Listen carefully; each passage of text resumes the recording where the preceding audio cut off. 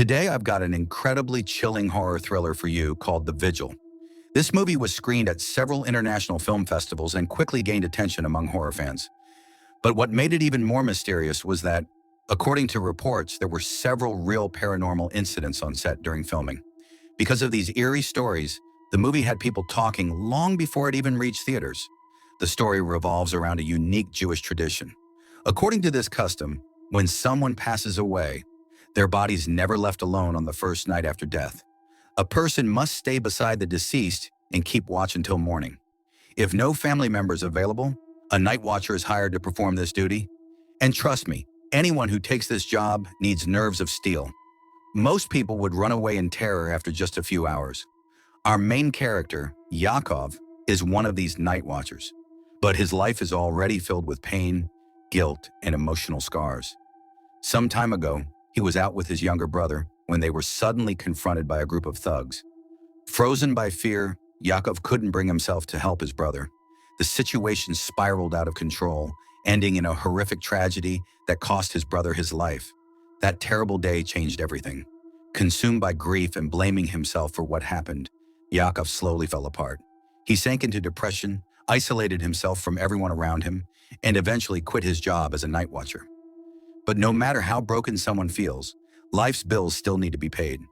Struggling financially and unable to find work, Yakov finds himself running out of options. One day, his former supervisor, Reb Shalem, pays him a visit with an urgent offer. He needs someone to cover a last-minute assignment for just one night. Yakov immediately finds the situation strange because replacing a night watcher at the last minute is highly unusual. It feels like something is being hidden from him. However, when he's offered double the normal pay, his financial troubles outweigh his suspicions, and he reluctantly accepts the job. On the way, Shulam explains the assignment. An elderly woman named Mrs. Litvak wants a night vigil held for her recently deceased husband. Due to her age and declining mental health, she often experiences confusion and hallucinations. Her husband had spent years living in isolation, barely interacting with neighbors, friends, or even relatives. As a result, after his death, no one was willing to stay with the body for the final night. To Yakov, it sounds like nothing more than a simple job involving a lonely old man. What he doesn't realize is that the house he's about to enter is hiding something far more terrifying than he could ever imagine. Something that will change his life forever. A short while later, the two men arrive at an old silent house. The moment they see it, an uneasy feeling starts to creep in. As soon as they step inside, Yakov introduces himself with a polite smile. But something strange happens. The elderly woman becomes visibly disturbed the second she sees him. She repeatedly tells him to leave the house, her eyes filled with fear, as if she already senses that something terrible is about to happen. A few moments later, she begins muttering in an unfamiliar language and slowly makes her way upstairs. Yakov and Sholem brush it off as a symptom of her mental condition. After giving Yakov a few final instructions, Sholem leaves. Now only three things remain inside the massive house: a dead body, a mentally unstable elderly woman, and Yakov. As the hours pass, the night grows darker, and the silence inside the house becomes almost unbearable. Exhausted, Yakov eventually falls asleep. But his rest is short-lived. In his dreams, he relives the same tragic event from his past, the one he has never been able to forget. He suddenly wakes up in a panic and realizes that it's already late into the night. At that exact moment, his phone starts ringing. As he reaches for it, a sharp pain shoots through his wrist. His hand twists into an unnatural position for a few terrifying seconds, as if some invisible force has grabbed hold of it. Somehow, he manages to straighten it again and turns his attention back to the phone. But the real horror only begins. On the screen, he sees a video message from an unknown number. At first, he assumes it's some kind of prank, but the moment he presses play, all the color drains from his face. The video shows someone secretly recording him while he was asleep, and judging by the dry, trembling hand visible in front of the camera, it doesn't take long to figure out who might have filmed it: Mrs. Litvak. A chill runs down his spine. He immediately looks around the house, but the old woman is nowhere to be found. Then from somewhere deep inside the house, he hears a strange sound. Yakov cautiously follows it. As he looks down, his heart nearly stops. On the floor, he sees a horrifying, misshapen foot scraping against the ground. But when he rushes to get a better look, there's nothing there. Everything appears completely normal. Now Yakov starts questioning his own mind. Ever since his brother's death, he has been battling depression and taking medication. He has experienced strange sensations before, and he begins to wonder if this is happening again. Shaken and desperate for reassurance, he calls his therapist. Since it's the middle of the night, nobody answers, so he leaves a voice message, trying to explain everything he has just experienced. After hanging up, he decides to drink some water to calm his nerves. But the moment he looks at the glass, his breath catches in his throat. The clear water has somehow turned into a thick, black liquid. Terrified, he drops the glass, and it shatters on the floor. Panic takes over. He immediately tries to throw up, but what comes out of his mouth is far worse than anything he expected. A black, sticky substance spills out, slowly writhing as if it were alive. Yakov stares at it in absolute horror, unable to understand what this terrifying thing could possibly be. Suddenly, the lights in the room flick back on. Yakov turned around and saw Mrs. Litvak standing right behind him. In a calm, unsettling voice, she said, "What you're seeing isn't just your imagination." But when Yakov looked back at the floor, all he saw were shattered pieces of glass. The black substance had completely vanished. Then Mrs. Litvak revealed a secret that made the entire situation even more mysterious. She explained that she had sent her children far away from the house because it was cursed. According to her, anyone who fell under its influence could never truly escape it. She and her husband had spent years living in constant fear of whatever haunted the place. Yakov didn't take her words seriously. He assumed her illness was causing her to say strange things. But then he noticed something disturbing. Mrs. Litvak picked up a sharp shard of broken glass and squeezed it tightly in her hand. The jagged edge dug deep into her palm, and blood immediately began to pour out. At that moment, Yakov became convinced that she was mentally unstable. He rushed off to grab a first aid kit so he could treat her wound. But when he returned, Mrs. Litvak was gone. A few moments later, he heard movement coming from the hallway.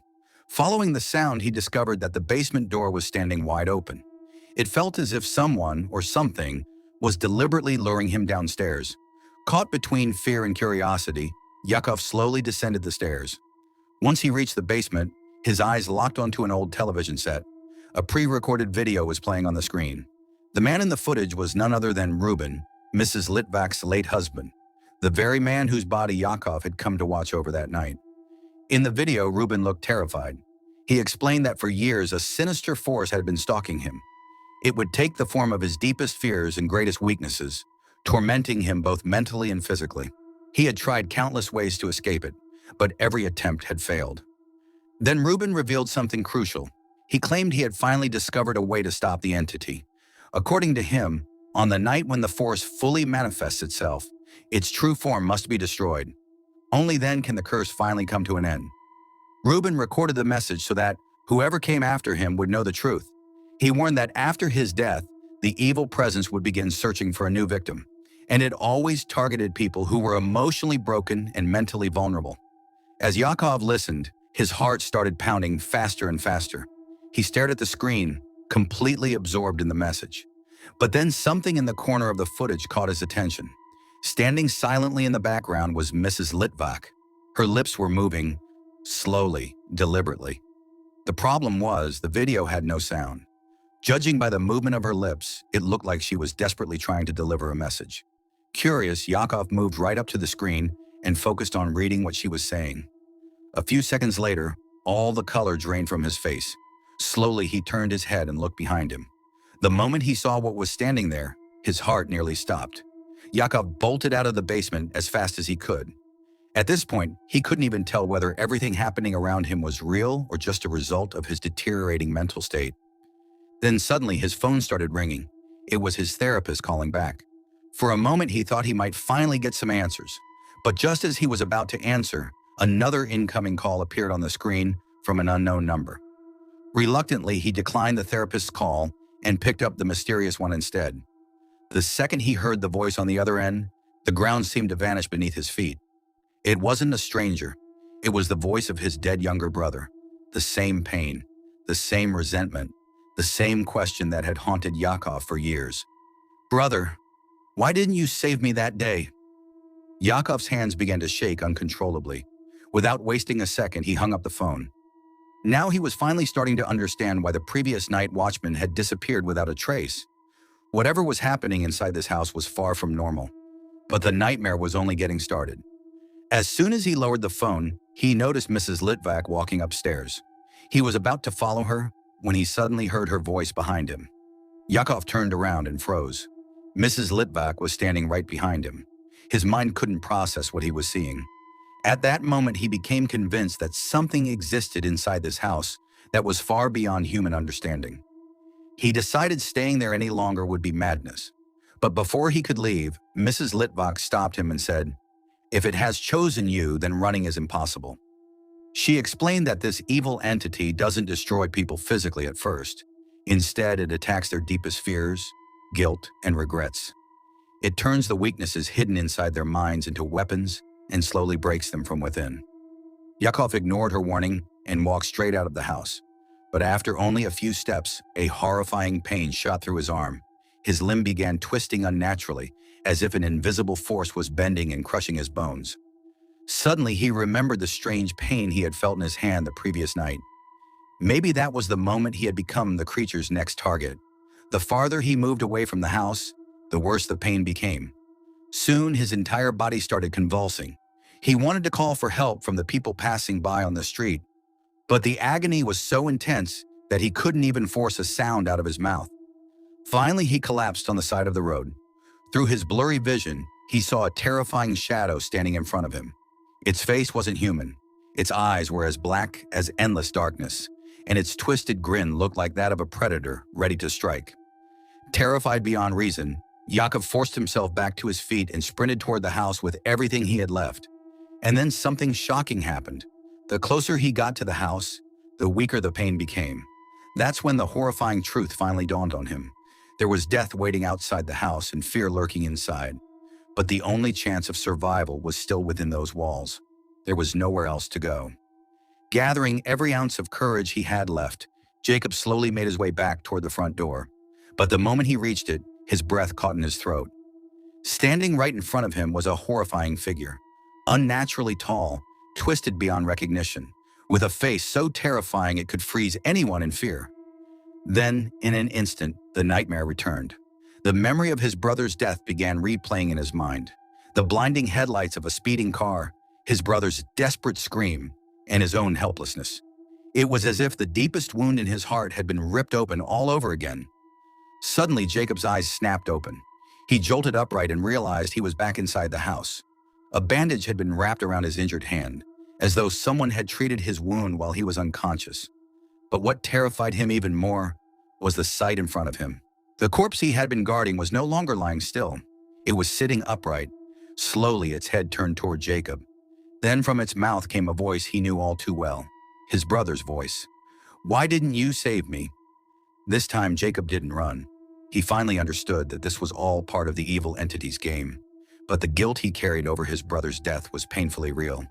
He sat down in front of the corpse, tears filling his eyes. Years of buried pain came pouring out. He admitted the truth. That day he was terrified, and if he had found the courage to act, maybe his brother would still be alive. He kept apologizing to his brother, to himself, and to the past he had spent years trying to escape. But this was the moment everything changed. The evil force wanted Jacob to break under the weight of his fear. Instead, for the first time in his life, he faced it head-on. The moment he accepted the truth, the guilt that had haunted him for years began to lose its grip. And then something incredible happened. The corpse slowly started dissolving into smoke. Within seconds, it vanished completely. Jacob realized he had only won one battle. The real danger was still waiting for him. He remembered Reuben's recording. If he wanted to destroy the demonic presence once and for all, he would have to burn it on the very night it manifested. Holding on to that hope, he headed upstairs in search of Mrs. Litvak. When he finally found her, he demanded to know where the creature was hiding. This time, the elderly woman kept no secrets. She pointed toward the oldest part of the house and revealed that the true evil waited at the end of a dark, forgotten hallway. Then she handed Jacob an old family talisman and a single candle. The pain of decades was visible in her eyes, as though she had been carrying this burden for far too long. For decades, this terror had haunted their family, and now they hoped that tonight would finally bring it to an end. After making all the necessary preparations, Yakov took a deep breath and stepped into the dark corridor. As he moved forward, he noticed a faint light glowing in the distance. Instantly, he knew it wasn't an ordinary light. The closer he got, the stranger the walls around him became. It looked as if something alive was trapped inside them, desperately trying to break free. But this time, Yakov refused to back down. He had finally realized that this evil force fed on fear. If he gave in to panic, he would lose. But if he stood his ground, he still had a chance to win. A few moments later, he reached the mysterious light. But what he found there stopped him in his tracks. Standing right in front of him was himself. It had the same face, the same voice, and the same appearance. But this version was different. It was the weak, frightened, and broken Yakov, the version of himself he had spent his entire life trying to escape. The fake Yakov stared at him with a smug smile, as if reminding him of every fear and failure he had ever carried. But things are different now. After finally accepting the pain of his brother's death, Yakov had changed. He was no longer running from his past, so when he looked at the shadow standing before him, he felt no fear. Gripping the amulet tightly, he gathered his courage and began reciting a prayer out loud. Then he raised the burning candle toward the figure. Suddenly, the shadow let out a horrifying scream. Its face twisted into something monstrous as its true form began to reveal itself. Within seconds, the terrifying entity was forced to retreat. But the battle wasn't over yet. The evil force didn't disappear. Instead, it fled back into Ruben's body, hiding there while waiting for its next victim. But Yakov finally understood what it was trying to do. As a professional night watcher, he knew this was his only chance. Without wasting a second, he rushed to Ruben's corpse and began the final ritual.